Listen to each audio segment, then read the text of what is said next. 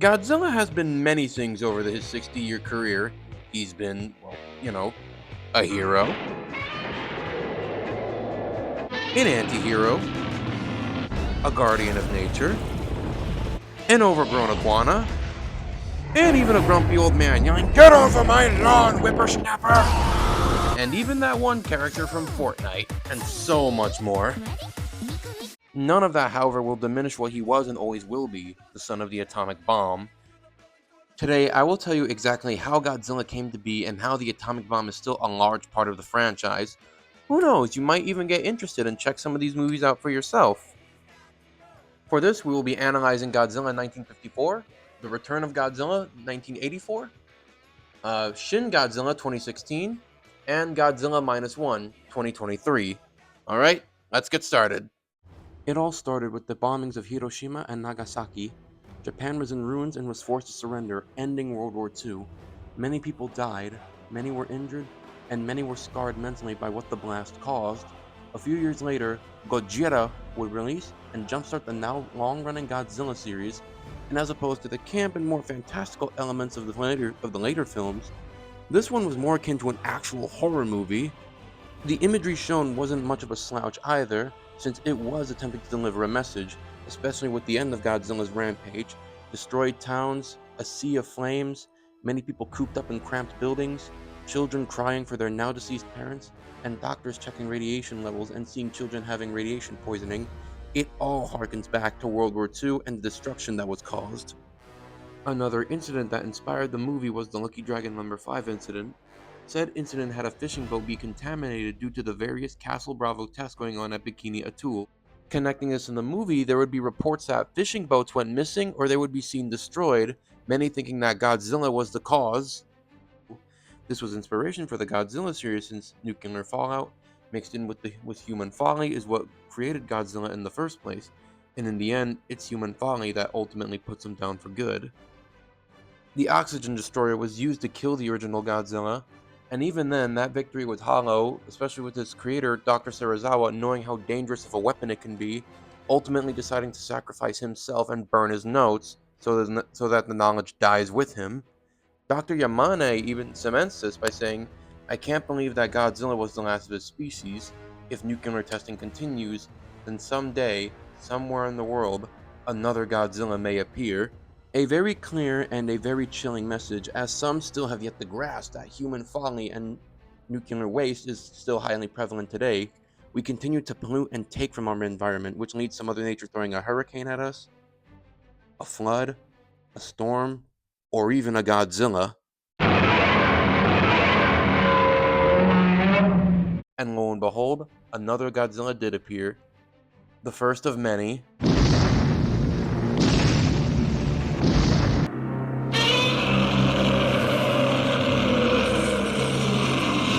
After a near decade-long rest, Godzilla is brought right back to its allegorical roots in The Return of Godzilla, which adds another topic of human folly to the plot, the ongoing Cold War tensions. This is yet another allegory, with Japan being stuck between two countries, the Soviets, and of course the US, who are both advocating for, a nuke to be dropped down on Godzilla in order to destroy him. And it really just feels like no one's learned a thing. The only way we can be absolutely certain of destroying Godzilla is by using nuclear weapons. Gentlemen, Japan has a firm nuclear policy.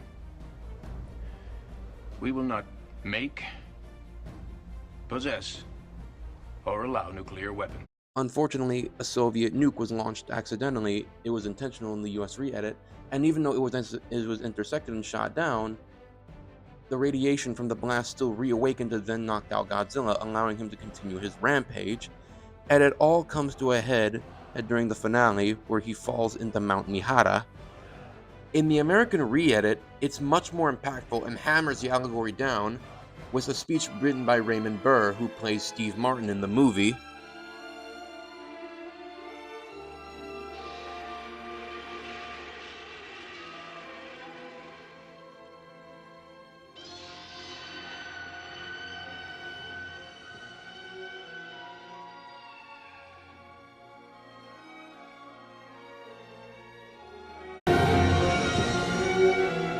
Nature has a way sometimes of reminding man of just how small he is.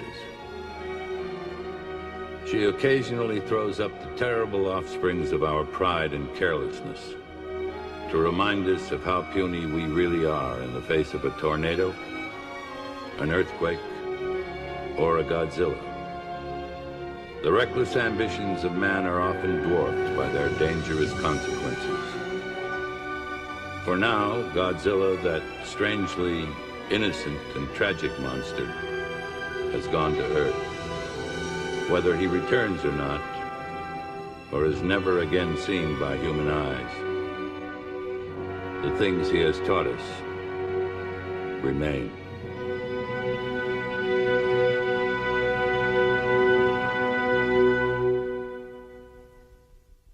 Moving on from 1984, we have 2016 Shin Godzilla, which is essentially a Godzilla from hell. Oh my goodness! To tie into the theme of radioactivity, this version of the Big G was created from nuclear waste being dumped into the ocean and him feeding off of it, becoming a rapidly evolving mutated creature. And once again, Japan is stuck between Godzilla, destroying everything, and I mean everything due to it being able to evolve into practically anything, or the US once again using a nuke in order to try and get rid of Godzilla. And again, it really feels like no one learns about anything. Like, it truly does feel like no one learns that nuclear weaponry is bad. This version of the iconic Rampage once again evokes Sea of Flames imagery with its atomic breath, only this time there's more horror to it. Dozens of people still trying to escape, burnt to a crisp by this eldritch abomination, all while he continues to lay waste to the city around him. And even though he stopped at the end of the movie, that's not enough. Yes, he's frozen solid, but you can't stop nature. You can't stop evolution, and you can't stop Godzilla.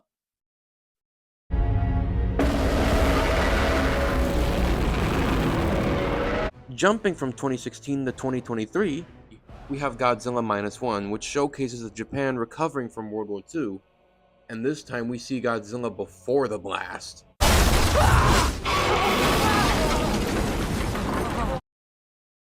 And then we see the actual blast create the Godzilla we know today.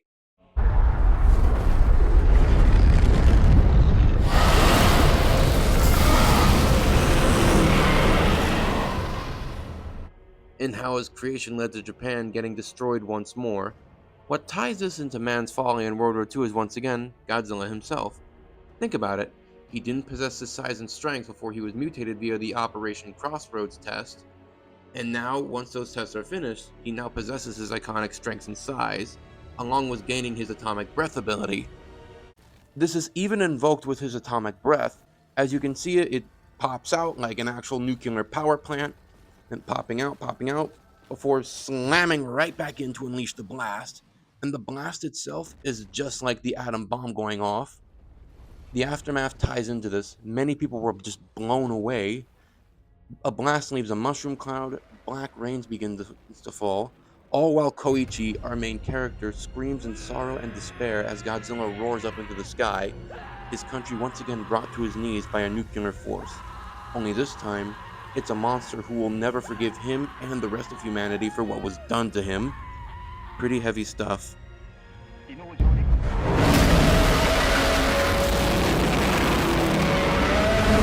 Despite the more action-oriented popcorn entertainment route he's been taking recently, Godzilla is still the son of the atomic bomb. He's still a metaphor for the destruction it can cause, and he's a metaphor for what we can even create, even if we don't intend to. As long as our arrogance lives, Godzilla will also live. Long live the king.